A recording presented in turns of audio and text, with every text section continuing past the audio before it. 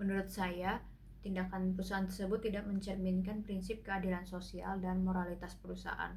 Karena dari program CSR sendiri seharusnya memperlibatkan masyarakat, tapi jika masyarakat hanya diminta untuk bersuah foto tanpa menerima bantuan nyata, maka partisipasi masyarakat hanyalah sebuah simbol dan tidak bermakna. Lalu yang kedua, jika perusahaan mengadakan CSR dalam menjelang waktu mendekati masa audit, maka perusahaan menurut saya hanya mementingkan citra perusahaan daripada kesejahteraan masyarakat. Menurut saya yang benar-benar bertanggung jawab secara etis dalam kasus ini yaitu manajemen perusahaan. Karena manajemen perusahaan adalah pihak yang bertanggung jawab untuk merancang, melaksanakan dan mengawasi program CSR agar benar-benar tersalurkan dan terlaksana sesuai dengan prinsip keadilan sosial dan moralitas perusahaan.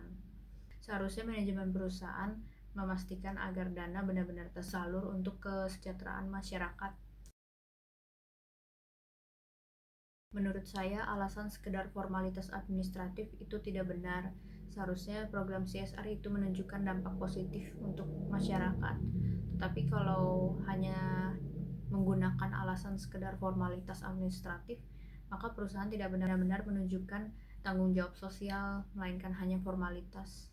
Dan juga program CSR sendiri merupakan strategi bisnis agar bisnis juga semakin maju dan dikenal oleh masyarakat.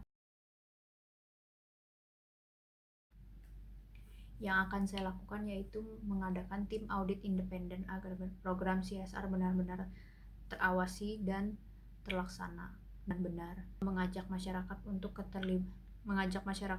terlibat dalam perancangan dan pelaksanaan program CSR agar sesuai dengan kebutuhan yang mereka perlukan.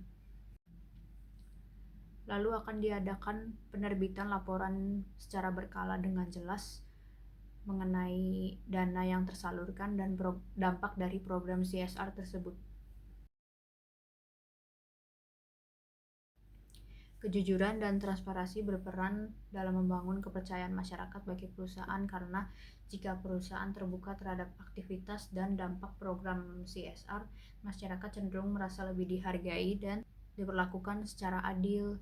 Dengan hubungan positif ini, maka perusahaan dan komunitas dapat berkolaborasi dengan baik sehingga meningkatkan reputasi perusahaan dan loyalitas pelanggan, dan pada akhirnya perusahaan juga akan diuntungkan. Jika perusahaan benar-benar berkomitmen positif, maka masyarakat juga akan benar-benar mendukung dan berkolaborasi dengan perusahaan tersebut.